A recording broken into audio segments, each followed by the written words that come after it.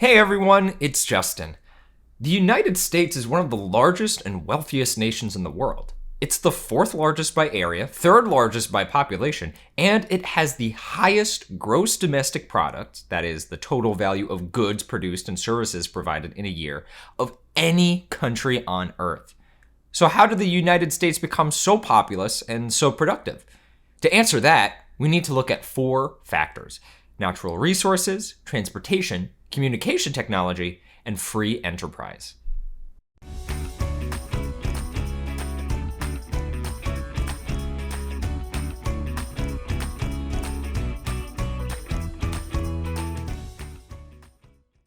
Shortly after English sea captain and explorer Arthur Barlow arrived in 1584 on the shores of what is now the Pamlico Sound in North Carolina, he wrote a letter describing the land as a place where, in all the world, the like abundance is not to be found.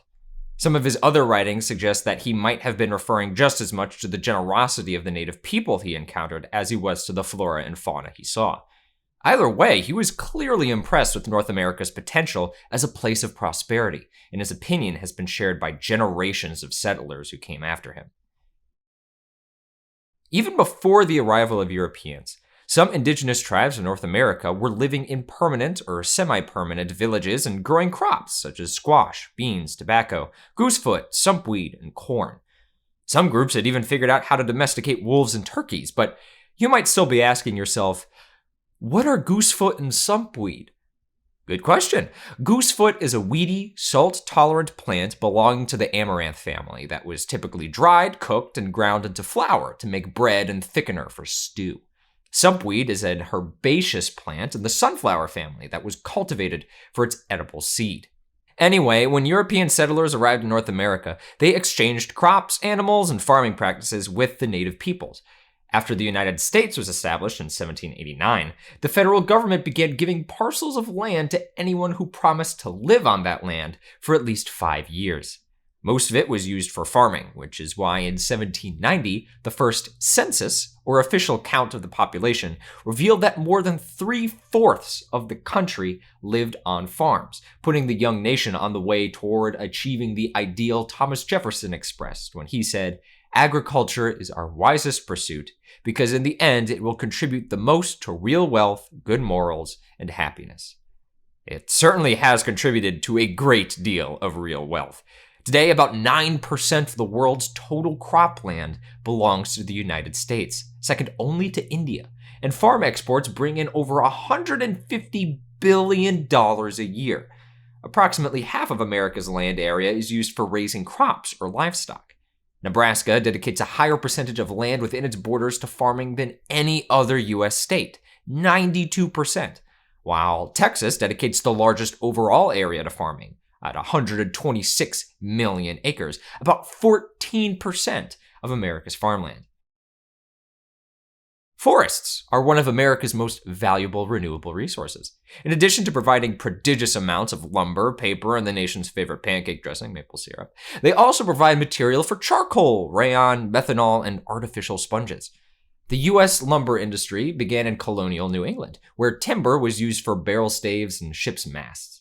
After the American Revolution, the industry shifted to the milder climates of the South, which also had rivers that were ideal for transporting logs to sawmills.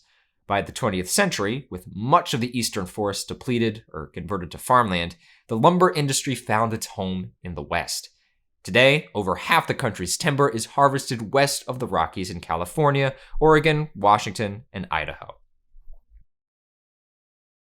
Vast mineral deposits beneath the surface are another significant source of American wealth. Coal is a non-renewable fossil fuel used for energy in industry, transportation, and homes. The United States is the world's fourth largest coal producer, cranking out 485 million tons per year. Notably, the US was the world's second largest coal producer as recently as 2015, when it produced nearly twice the amount it does today, but it has dropped in its ranking, partly due to America's shift in focus towards renewable energy. Oil and natural gas, as well as non-renewable fossil fuels, lie beneath the central and western plains and Alaska. These two, the US puts a great deal of effort into extracting, along with gold, copper, lead, titanium, uranium, zinc, and other minerals, many of which are used both in trade and in developing other industries. Copper, for example, is traded, but also used in electrical wiring and electronic equipment. Without its innovations in transportation, the United States couldn't have turned its vast natural resources into wealth. Improvements in transportation technology have allowed for more efficient shipping of raw materials to production facilities, and in turn, the shipping of completed goods from production facilities to stores. In the early 19th century, it could take several weeks for a keelboat to float from one city to another down the Mississippi, and several months for it to travel back upriver. Travel times improved significantly with the development of the steam engine, which provided power for boats to move against the wind and the current. By the mid-19th century, a significant amount of American commercial shipping was conducted by steamboats, many of which made use of a quickly growing system of canals, or artificial waterways, that made water transportation possible where it wasn't possible before. The Transcontinental Railroad, completed in 1869, effectively replaced the steamboat in the United States as the most efficient way to transport people and goods. Cities and businesses sprouted up along railway lines, which spurred economic growth, which in turn spurred more innovation. The invention of the automobile soon followed, forever changing America's notion of personal transport and giving rise to the interstate highway system. Today, farming and transportation come together in the production of ethanol, which is a biofuel made from starch-based crops such as corn and commonly used as an additive to gasoline. Until former portrait painter and son of a geographer Samuel Morse invented the telegraph in 1837, communication required the transportation of people and paper, often by horseback. But with Morse's innovation, people could send instant messages over telegraph lines, which sprang up along railway rights of way and in cities all over America, and helped newspapers and other businesses to thrive. The invention of the telephone in 1876 allowed people to hear each other's voices over long distances. The original telephone lines have since been supplanted by fiber optics, which allow people to communicate at the speed of light. And today, the fiber optics are bolstered by a growing network of cellular and satellite communication systems, and, of course, computers and the internet, all of which have brought tremendous wealth to American companies.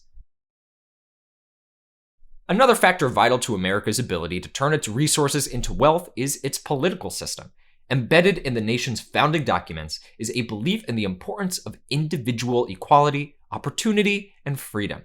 These ideals go hand in hand with the economic principles of capitalism, or free enterprise, which encourage people to run and profit from their own business in an open, competitive market. The idea is that anyone, regardless of his or her background, can find opportunity and success. This invitation to opportunity, often referred to as the American dream, has drawn people to the United States for generations and has been widely acknowledged as a key factor in its economic success. As we move forward in our geographical study of the United States, I want you to keep in mind the factors that have made America both populous and wealthy. Its vast natural resources, its economic system that encourages growth and invention, and its penchant for innovation in the world of transportation and communication. Think about how you move from place to place in the 21st century, and about how you communicate with others. Now think about how you might have done these things 100 years ago, 200 years ago, even 300 years ago. Consider the line of progression from messages delivered by horseback in the 18th century to the video you're viewing right now, and you'll begin to develop a clearer picture of how nations develop and how history unfolds. Until next time, keep exploring. Hey.